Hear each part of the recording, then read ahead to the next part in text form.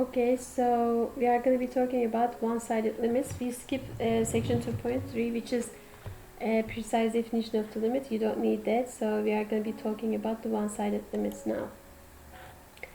This is a very simple example, so I want you to keep this in mind. It's always useful to keep some simple examples about one subject. When you're learning about a new subject, you should just have a couple of examples in mind. That's going to remind you that chapter or that section, and then the rest is going to come. Okay, so this example is is a really nice example. So x over the absolute value of x. How would you draw that? X being positive, the absolute value of x is x, so x over x is going to be 1, so you draw 1 here. Whenever x is negative, the absolute value of x is negative x. X over negative x is going to give you negative 1, so it's the left side, left of 0. Okay, so that's how you draw the graph of this x over absolute value of x. Very easy actually. Now this function is not defined at 0. The reason for that is, why is that? The reason for that is it makes the denominator 0, right? We don't like that. So at 0 this function is not defined. Now I want you to focus on this example because look, right one-sided limits means you approach from one side of the number that you fixed. So here we fix the 0.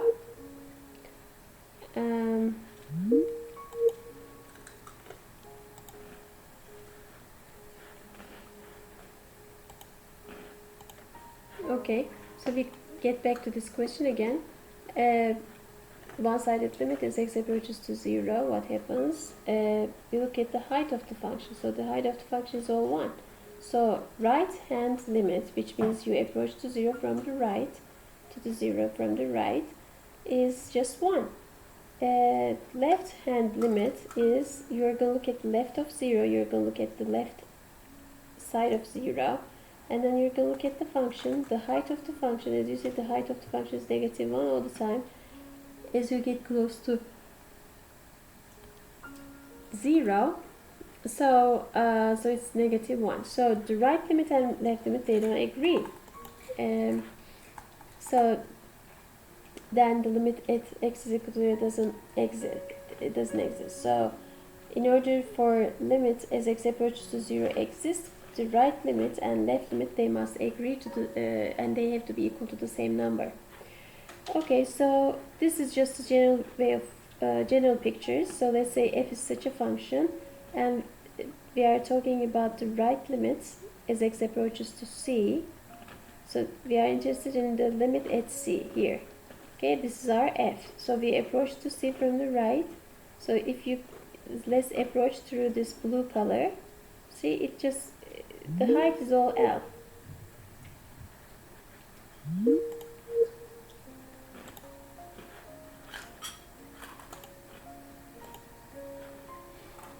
Yes, we were talking about this right hand limit. So this is our c, this is our function. We approach from the right as x approaches to the point C. Look at that, we just follow the blue picture graph as x approaches to c. So this height is length L. So the right hand limit, which we write at x approaches to c from right, c plus f of x is L. We can look at this is a one-sided limit from the right hand limit, and this is a one-sided limit too. This is from the left hand limit, the left hand side. It's coming from left hand side. So we have c here as x approaches to c from the left. You just follow this blue color. So the height is going to be, it could be different. Okay, as x approaches to c from the left, c minus. That's what we use, minus here. F of x is equal to m. Okay, what's this question? So let's look at this function. The limit of this one-sided limit as x approaches to negative 2. So this is the semicircle, half of the circle, the top part of it. We approach negative 2 from the right. Follow the graph. Graph goes down, down, down, down, and it becomes 0. So as x approaches to negative 2 from the right, it is 0. Let's get the limit at x is equal to 2. We are going to follow this blue graph, and approach x is equal to 2, so the height goes down, down, down, and it's 0, so the limit is 0 as well. So these are left limit and right limit, okay, of this function. This theorem is important. This theorem says in order to have a limit of f as x approaches to c exists and equal to L, there are two conditions for that. Left limit and right limit, they are going to exist and they are going to be equal to the same number. So then, so limit exists as x approaches to c if and only if right limit and left limit they agree, they are equal to each other. They exist and they agree to each other. Okay, that's the theorem 6, very important. We are going to use this a lot. So let's get these examples. Let's get the numbers here. For example, at x is equal to 0, if you approach from the right, we have one-sided limit, the right hand limit, and it's 1. Let's get 1. We have the one-sided limit from left. The limit is 0. For 1, the right hand limit is 1. Look at the height. Okay, and the limit at x is equal to 1 doesn't exist because right limit is 1, left limit is 0. They don't agree. Let's look at the 2, point 2. The left limit is 1, the right limit is 1 too. However, so the limit is 1, but the function is not defined. I mean, it's defined as 2 here. That's fine, no problem. The well-definedness or the definition of the point, the function at that point is not important for us. You just look at the right limit, left limit, whether they agree or not. So at x is equal to 2, there's a limit. At x is equal to 3, actually the function is defined at 3, so no problem. But the left limit and the right limit, they are 2.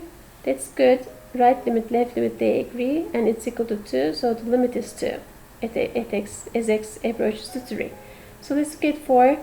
We have one-sided limit, left limit, and the left limit is it 1 over 2 or 1? Which one? We have to look at this graph, and this graph drops down to 1. So the left limit, one-sided limit is 1. On the right, the function is not defined, so we don't care.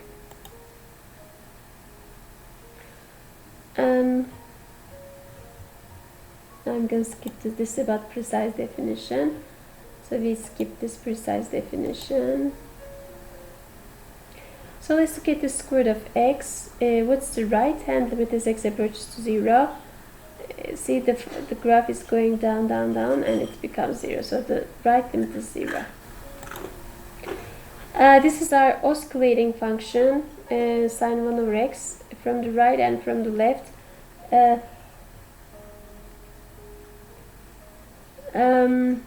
Since it's oscillating, right limit and the left limit, they don't exist. Okay, no way. Sine theta over theta, let's get that, is x approaches to 0 from the right and from the left. From the right it is 1, and from the left it is 1, so it exists. And the right limit, left limit exist, they agree, so the limit of sine theta over theta is 1. So we take this as a theorem because this is very important, it's used a lot. So limit as theta goes to 0, sine theta over theta is equal to 1. Here theta is in radians, of course, right? Okay, I'm going to skip this. Right. Next section we will talk about the continuity.